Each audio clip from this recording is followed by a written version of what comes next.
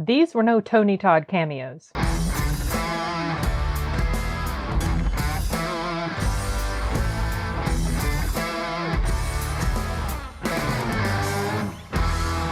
Yes, there's cameos in here.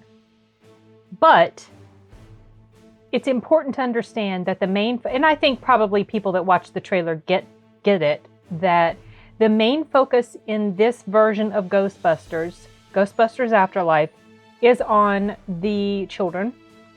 Whereas in the original Ghostbusters films, the focus was on the adults who were ghostbusting. But this feels like it's a little bit toned down from that because of the child focus. It doesn't, the original Ghostbusters, they weren't really rated R or anything. You kind of always sort of had the sense that most of the main characters were going to be safe. And so the violence and stuff that happened with regard to fighting the ghosts, it was kind of cartoony, you know. It was a safe movie. And that might be one of the reasons why, while I enjoyed Ghostbusters, I'm not the hugest fan of it. So I kind of went into this feeling quite neutral-ish about how the movie was gonna be. I expected I would probably like it, and I did enjoy it. It's a fun film. It's not necessarily one that I feel like I'd like to rush back out and watch again, just because, you know, it's a bit lengthy. I don't know how long the first two Ghostbusters were, but this one is about 2 hours, like 2 hours and 4 minutes, something like that. It's lengthy. It didn't feel like it was long and plodding and just was taking forever. I appreciated that we had a good setup of the characters and their life situation and their, you know, the little world that they were living in. I can't remember the name of the town. Somerville, maybe? I think it might be in... Anyway, it starts off with, geez, I cannot remember now, you guys, the name of the actor or the character that he played, the gentleman who died a few years back, one of the 4 Ghostbusters, the dude with the glasses. I can't remember his name. Because he sort of plays a central focus in here, like his I don't want to say his presence, but like the fact that he existed is important in this film. And I feel like also that the homage that was paid to him and the other 3 Ghostbusters and the other members of the original Ghostbusters movies, I feel like it was very respectful of their characters and the source material, and it was a nice nod to them, in other words, and I really appreciated that. Now, and I'll tell you that it wasn't until, like, I enjoyed the film, it was fun, and yet at the same time I'm like, okay, well, you know, all right. And then things happened, and I stayed all the way through to the end of the credits because there are 2 post-credit scenes, one mid-credit scene, yes, we do hear the Ghostbusters song, and one at the very end. So stay all the way to the end of the credits if you can. And it was once I made it all the way through the end, saw the whole package, that I was like, yeah, this is actually pretty decent and fun. I enjoyed it, and the things that were added at the end made me enjoy it probably a little bit more than I would have if that hadn't happened. So kind of gave the movie a little bit more oomph to me, gave it a little bit more heart and soul. In other words, not that it was absent before these things happened, but it just kind of helped to sort of cement that a little bit better. The children who played in here, the little girl with the glasses, I had never seen her before. I thought she did a pretty good job in here. She's like a little bit of a quirky, she's like real nerdy, but she's kind of a little introverted, a little bit hard for her to interact with people because she's got such a different personality and her jokes are terrible and corny and she keeps a lot of her emotions inside. But through the course of the film, she does befriend someone at school, and the guy who plays her friend, or he's a kid. The kid who plays her friend reminded me a lot of the actor, I think his name is Jerry O'Connell, or Jerry O'Connell, the guy who played in Stand By Me and also Sliders. He reminded me of him so much. And his character's name was Podcast. That's what he called himself. He was so funny. He added quite a bit of humor to it just because his delivery, his comic timing, and his delivery, his facial expressions, and just the way that he is was really, it really tickled me. He was cute. And then of course the kid who plays the older brother, Finn something, Wolf something, dude from Stranger Things.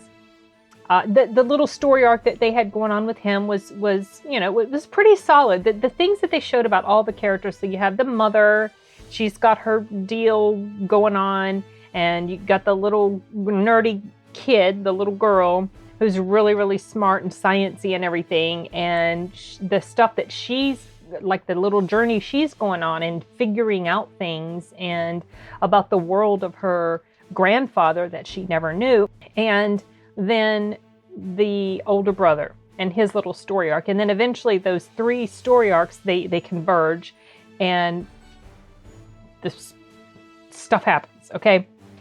Oh, and yes, Paul Rudd. He was a lot of fun to watch. He's always fun. I mean, when is Paul Rudd not fun to watch? I mean, come on. He added quite a bit of cute humor to it, and his interaction with the kids was really good. And it was just, I enjoyed this, like I said, and the stuff that happened made it feel more weighty. The stuff that happened towards the end, I expect that fans of the original series will probably enjoy this pretty much. I just have that feeling. But since I'm not a huge Ghostbusters fan, I wasn't in love with this. But that's not really something negative about the movie in itself. It's just I'm not super in love with the original material. So therefore, I'm not super in love with this one. Though I did like it, if that makes sense. I mean, I'm not gaga over it, but it was fun. I say that I probably wouldn't want to go back to, I wouldn't want to necessarily revisit it. But if my son is interested to check it out, if Arturo wants to see it, I wouldn't mind going to see it again. I wouldn't. So I definitely don't consider it a waste of my time. But yeah, I'm trying to think of some other stuff, some things that happened that I felt were worthy of mention. But I don't want to get into spoilers, and I also don't want to get too spoilery with the cameos. I would like you guys to enjoy them as they happen, because for me, that was one of my favorite parts of the film, was the cameos and how they were incorporated into the story as a whole. And I have not seen the 2016 version, but I heard that the cameos done there were quite different. And doesn't sound to me like it was, doesn't sound to me like it was very respectful of the original source material or the original characters, because I heard Bill Murray came in and he was playing a completely different character, someone who died and came back as a ghost. I don't know. Like I said, I never watched it. I was never really super interested to check it out, but maybe at some point I will, just to see how it compares to the originals and how it compares to this one. I expect this particular movie is probably better than the 2016 version, but like I said, I don't know. Haven't seen it. I know there was a lot of annoyance about it for various reasons, and so I just kind of Twitter fighting and everything about it, and I was just so, but yeah, I'm sitting here, I'm trying to think, I'm trying to wrap my thoughts. I'm trying to give a nice solid review without speeding through it too quickly and forgetting stuff, and yet trying to be concise at the same time. That's kind of an impossible thing for me. I don't want to leave anything out, but I think I have touched on pretty much everything that I was kind of thinking and feeling while I was watching it. Oh, this is fun. But it's not blowing me away or anything. Kind of similar to how I felt about Shang-Chi, though. For me, Shang-Chi was probably a little bit more enjoyable just because it was a superhero film and it was very, very action-y. This had a bit of action in it, but a lot of the stuff that was happening throughout the movie was leading up to action that was going to happen, and it took a bit to get there. It starts off, there's an action scene that happens, but that's kind of like the prologue. And then you have the story of the family, and they're coming to this town, and then things are starting to be discovered and come together, and then action picks up. And of course, like midway through, some stuff happens. A little bit more than midway through, some stuff happens. And then some downtime, and then, of course, the climax. So, but it wasn't nonstop action. I think if it had been nonstop sort of action and fighting ghosts all the time, I think that would have worn thin for me, and I wouldn't have appreciated this film nearly as much. So anyway, I have not checked audience reviews of this. I'm curious to find out what they are. I have a feeling they're going to be pretty solid. I expect that it's going to do fairly well this weekend. I went to the very first showtime available, which was 4 p.m. And the theater wasn't packed because it's Thursday in the middle of the workday, towards the end of the workday. But I think that while it wasn't packed, there were still several people in there, and I think it's probably going to do fairly well this weekend. Hopefully. I mean, you know, I want films to do well at theaters because I want theaters to do well because I love the theater. So, yeah, that's kind of my thoughts about this movie, and I guess I'm curious to find out what, huge fans of this franchise feel about this. I think, like I said, they're going to be much happier with this version than the one from 2016. So, anyway, yeah, I guess that's it. So, if I think of anything else, I'll add some audio to it, or I'll just add it in text. Yeah. Okay. That's definitely it. I'm sitting here, thinking, but no, I think that's it. So I'm going to go ahead and wrap this up, and we'll see you guys later. Bye.